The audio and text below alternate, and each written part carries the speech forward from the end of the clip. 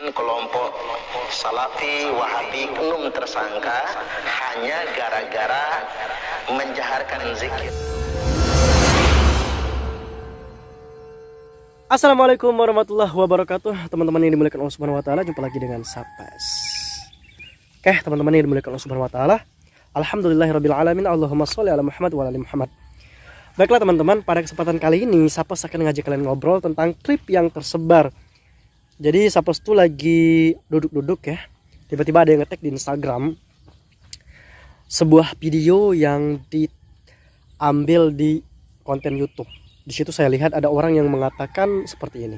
Kelompok Salafi Wahabi kembali memakan korban. Ustadz dibacok. Nah, teman-teman yang dimuliakan Allah Subhanahu wa taala. Oke. Untuk mengomentari tentang kasus itu atau mengomentari tentang orang yang berbicara ini, kita akan mengajak kalian kepada paradigma berpikir yang sehat dan cara berpikir yang waras. Teman-teman yang dimuliakan Allah Subhanahu wa taala. Let's go. Jadi teman-teman yang dimuliakan Allah Subhanahu wa taala, sebuah pemahaman atau sebuah pengajaran itu memiliki standar ketuntasan kalau di dalam dunia pendidikan ya. Oke, kita ambil di standar sosial kehidupan sehari-hari. Teman-teman yang dimuliakan Allah Subhanahu wa taala,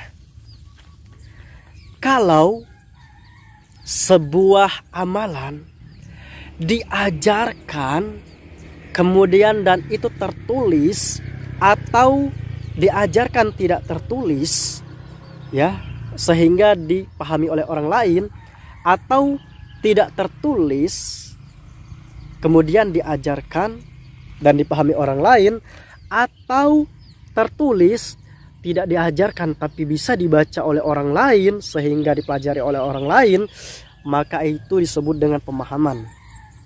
Nyambung gak kalian? Oke, sekarang Sapas tarik lagi. Sebuah amalan yang diajarkan dan tertulis kemudian sampai ke orang lain kemudian diamalkan, maka itu namanya pemahaman ya. Oke. Atau sebuah amalan yang itu tidak tertulis tapi diajarkan kepada orang lain kemudian diamalkan oleh orang lain, maka itu disebut dengan pemahaman. Oke. Sekarang sebuah tulisan yang tidak diajarkan tapi dibaca oleh orang lain kemudian diamalkan oleh orang lain, maka itu adalah pemahaman. Teman-teman yang dimuliakan Allah Subhanahu wa taala, jika kalian paham maksud Sapas yang tadi, kita bisa tarik sebuah case atau kasus tadi tentang seseorang yang bertindak anarkis kepada orang lain karena perbedaan pemahaman. Nah, di sini yang kita perlukan adalah pemahaman dan pengajaran. Ketika pemahaman dan pengajaran sinkron dengan amalan, berarti itu memang dari pemahaman itu. Jika pemahaman dan pengajaran tidak sinkron dengan amalan, berarti bukan dari pemahaman itu atau paham itu. Nah, kita tarik sekarang ke kasusnya tadi. Bapak yang tadi bilang bahwa orang Wahabi, ada orang Wahabi yang melakukan kekerasan kepada seseorang yang berzikir keras di suatu daerah. Nah, teman-teman yang dimuliakan Allah Subhanahu wa taala, kita tarik lagi dengan kaidah tadi.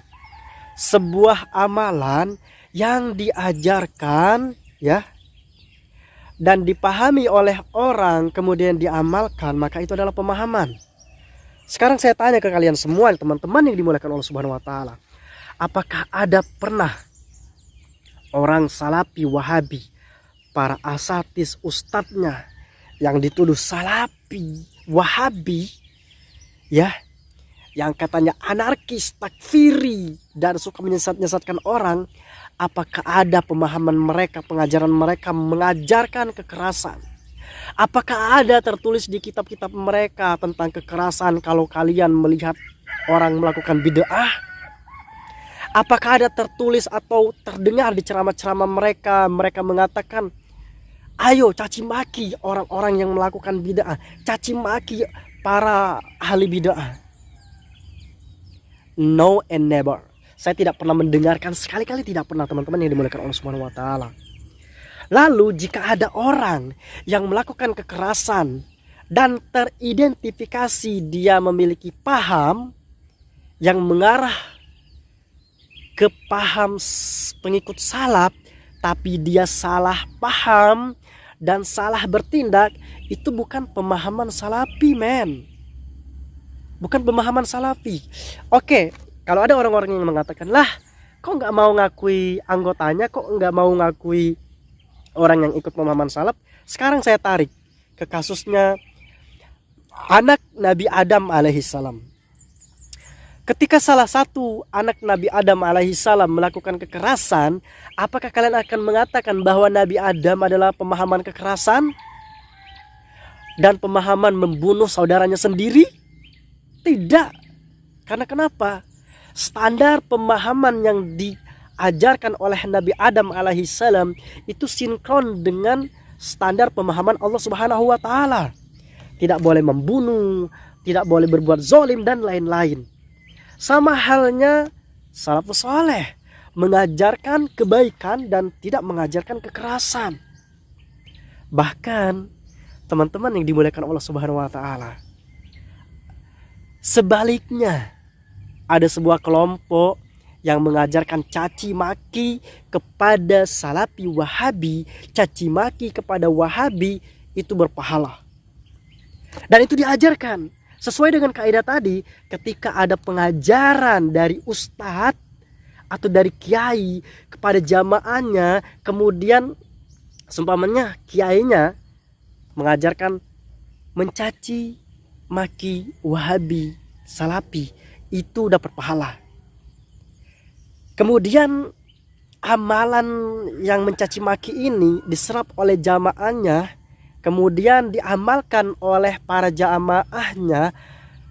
Lalu inilah yang disebut dengan pemahaman, karena diajarkan, amalan yang diajarkan kemudian dilakukan oleh jamaahnya. Nah, berbeda dengan orang-orang salaf, para salafus soleh, tidak pernah mengajarkan kezoliman, tidak pernah mengajarkan caci maki. Tapi jika kalian menemukan, kalau yang selama sampai saat ini saya tidak pernah menemukan, jika kalian menemukan orang yang mengikuti pemahaman manhaj salafus soleh, mencaci maki orang lain dengan kata-kata kasar dan kotor, the point is, itu bukan pemahaman dan ajaran salafus soleh. Paham nggak? Jadi teman-teman yang dimuliakan Allah Subhanahu wa taala, berbeda dengan memang ketika kiai mengajarkan kepada jamaahnya caci maki wahabi dapat pahala. Saya nggak mau dan anti banget mengatakan yang kotor-kotor itu untuk di video saya ya. Jadi ada beberapa kata yang diucapkan oleh kiai ini ketika ceramah, kemudian itu disaksikan oleh jamaah yang ramai dan itu real. Itu baru disebut dengan pemahaman, teman-teman yang dimuliakan Allah Subhanahu wa taala. Karena amalan diajarkan kemudian diamalkan. Itu namanya pemahaman. Pemahaman caci maki memang sudah ada di sana, bahkan berpahala. Nah, kalau orang-orang salafus saleh tidak demikian, dan para asatidnya sangat menghormati, sangat mencintai sesama muslim. Jadi teman-teman yang dimuliakan Allah Subhanahu wa taala, kalau kita berpikir rasional dan berpikir sesuai dengan adab kemanusiaan dan berpikir sesuai dengan adab beragama, kita akan paham mana sih ajaran Islam yang benar-benar mengajarkan akhlakul karimah dengan ajaran Islam yang tidak mengajarkan akhlakul karimah. Ya, memaksakan kehendak sehingga berbuat anarkis. Nah, semua itu tidak pernah saya temukan di kalangan para salafus saleh, apalagi para ustaz-ustaz salaf ya, tidak pernah saya temukan, teman-teman yang dimuliakan Allah Subhanahu wa taala. Jadi jelas sekali teman-teman, ketika kita berpikir positif dengan paradigma berpikir yang waras, kita akan tahu ini ajaran pemahaman atau bukan. Nah, makanya ketika saya bilang tadi, ketika ada sebuah kasus, kalian lihat aja pemahamannya itu seperti apa. Ya, pemahamannya seperti apa, yang tertulis seperti apa, yang diajarkan seperti apa. Ketika ada realitanya seperti apa, jangan langsung wah wahabi kayak gini, padahal tidak ada ajaran sama sekali tentang kekerasan. kepada sesama muslim yang hak. Ya. Muslim yang benar, dianggap muslim ya, bukan muslim pura-pura muslim gitu. Teman-teman yang dimuliakan Allah Subhanahu wa taala. Itu saja teman-teman video kita kali ini. Jadi mari kita berpikir positif dan cerdas serta adil di dalam melihat masalah agar kita tidak terjebak dalam kerugian dan kesalahan yang fatal. Kita ketemu di video selanjutnya. Assalamualaikum warahmatullahi wabarakatuh. Teman-teman, jangan lupa dukung channel ini dengan cara subscribe dan nyalakan notifikasi. Terima kasih. Dumtum bi khair.